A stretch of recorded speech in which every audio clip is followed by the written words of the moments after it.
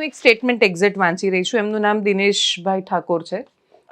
એમણે સ્ટેટમેન્ટ આપ્યું એક્ઝેક્ટ હું એ જે બોલ્યા છે એ બોલી રહી છું કે જે ખાસું અપમાનજનક શૈલીમાં છે તો પણ હું એ વાંચી રહી છું કે 1.5 ફૂટિયા વિક્રમ માપમાં રહેજે, તું કેવી ફિલ્મો બનાવે છે બધાને ખબર છે, સમાજના છોકરાઓને દારૂના રવાડે ચડાવવામાં પણ તારું યોગદાન છે, બોલવું નહોતું પણ હવે ગળા સુધી આવી ગયું છે તો બોલી રહ્યો છું.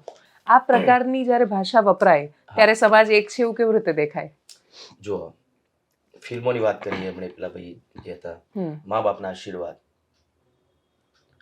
અવતાર ધરીને આવું છું, અને ઘણી બધી એવી મારી ફિલ્મો, તમે કોઈ બી ફિલ્મો તમે જોશો એમાં સમાજને કંઈક ખોટા રસ્તે ચડે એવું કોઈ બી મારી ફિલ્મોમાં એવો કોઈ મેસેજ નહીં હોય.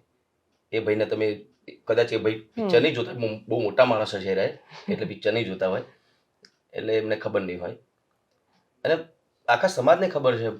તમે નહીં માનો, મારા કોઈ પિક્ચરમાં કે કોઈ મારું કોઈ આલ્બમ સોંગ હશે એમાં બી મેં દારૂનું કોઈ ગીત બી મેં કદી લખ્યું નથી, ગાયું નથી હું.